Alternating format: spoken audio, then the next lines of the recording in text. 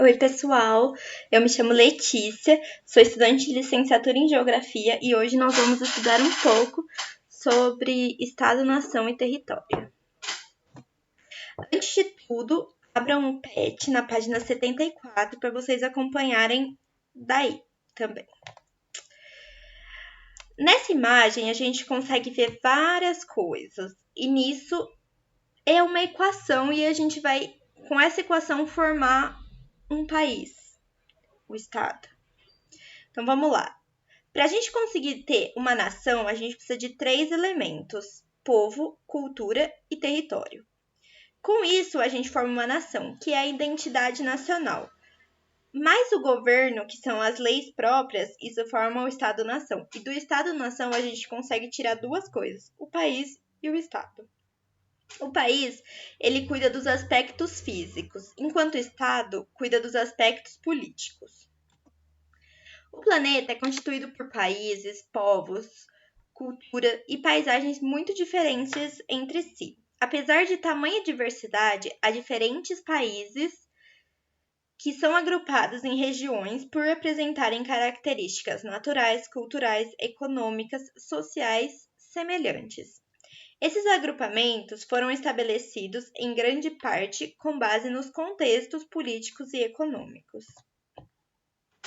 No decorrer da história, a humanidade, as fronteiras e os territórios nacionais passaram por várias mudanças. Essas mudanças ocorreram, por exemplo, em virtude da ampliação do território de um país, da anexação de novas áreas ou da criação de um novo estado. Por exemplo, quando o Acre, que era da Bolívia, passou a ser do Brasil. Mas isso é uma outra história que fica para um outro dia. Eu utilizei como exemplo apenas na anexação de novas áreas, da criação de um novo estado. Os continentes estão divididos em países, separados um do outro por limites. Esses limites são, por exemplo, o que a gente encontra quando vai sair passa de uma cidade para outra. Vai estar escrito numa plaquinha assim: limite de município, de cidade tal com cidade tal. Mas aqui a gente tem os limites entre os países. Por exemplo, tem o limite entre o Brasil e o Uruguai, o Brasil e a Argentina. Entenderam? A maioria dos países são estados soberanos, que exercem controle sobre um território delimitado, politicamente independente, com governos próprios e leis próprias.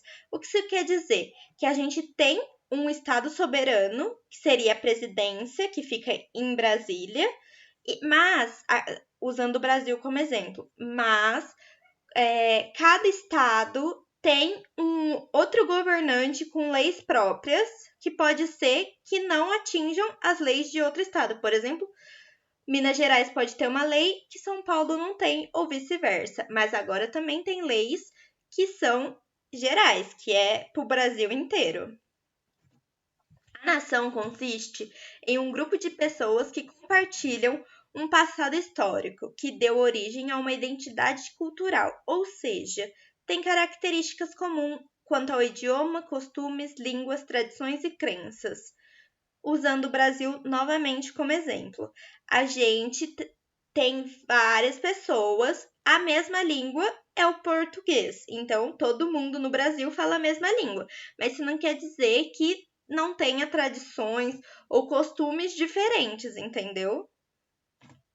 Uma nação pode ter várias origens étnicas, como é o caso do brasileiro, quando ocupam um território e se organizam política administrativamente, dão origem a um estado ou estado-nação. É o que eu estava falando.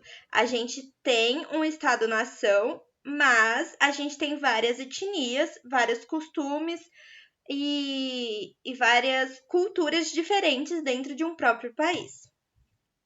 Nem sempre a identidade completa entre Estado e nação, visto que há estados com duas ou mais nações e nações sem estados, lutando ainda mais por seu território e soberania. Vamos lá. O continente americano pode ser regionalizado de duas formas diferentes. A gente vai observar os critérios físicos e os critérios econômicos e históricos. Os critérios físicos a gente separa por América do Norte, América Central e América do Sul.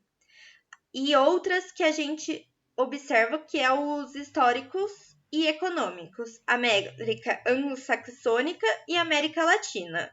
Então, América anglo-saxônica é Estados Unidos e Canadá, e América Latina é da América Central para baixo. Os países anglo-saxônicos são Estados Unidos e Canadá, que são países desenvolvidos com elevados IDHs.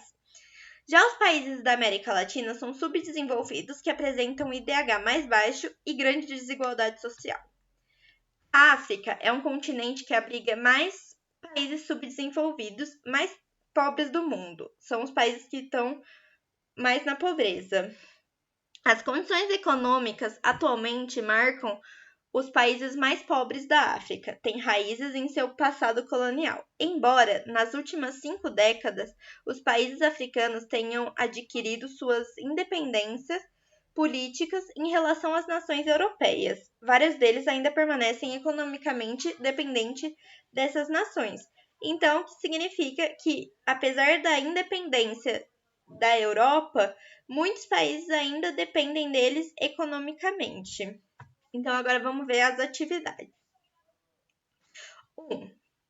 Significa uma união entre um mesmo povo com sentimentos de pertencimento e de ligação entre si, compartilhando muitas vezes um conjunto mais ou menos identificado de culturas práticas, sociais, idiomas, entre outros. Esse fragmento explica um conceito importante. Que conceito é esse? Então, aí na sua casa, eu li, agora você vai reler e você vai ver o que esse conceito diz. É sobre Estado? É sobre o povo? Território ou nação? Então, aí você vai e marca na que você acha que é a certa. 2. Observe o mapa. Divisão fisiográfica. Estados Unidos, Canadá, América do Norte, América Central e América do Sul.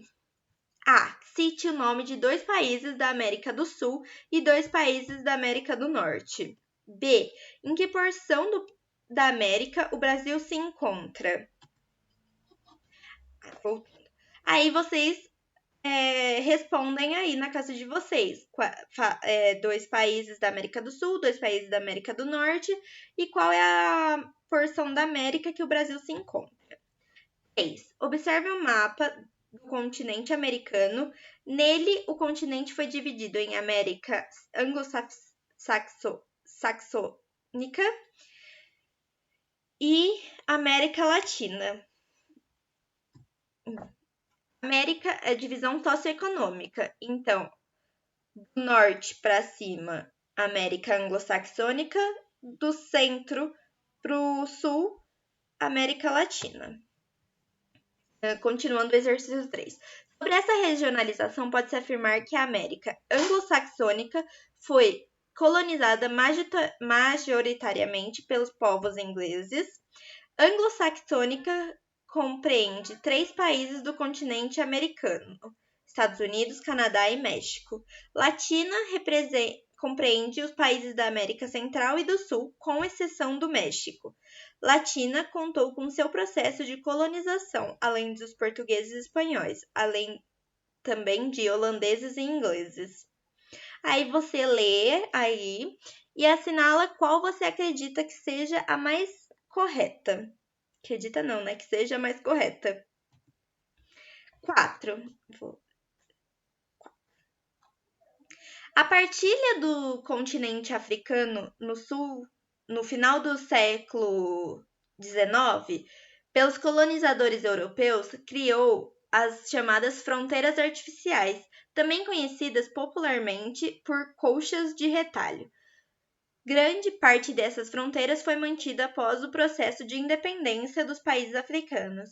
Com base nesse contexto e nos conhecimentos sobre o assunto, é correto afirmar que a definição de fronteiras artificiais refere-se ao fato de que diversas nações e grupos étnicos, muitos deles rivais, foram colocados dentro de um mesmo território colonial, não respeitando as suas diferenças. Com o processo de descolonização da África e a manutenção das fronteiras artificiais, intensificaram-se os conflitos pelas disputas entre as etnias sobre o território. Dentro dessas fronteiras artificiais, no período entre grandes guerras mundiais, os Estados Unidos e a União Soviética, interessados em aumentar sua influência no continente africano, financiaram e estimularam os conflitos.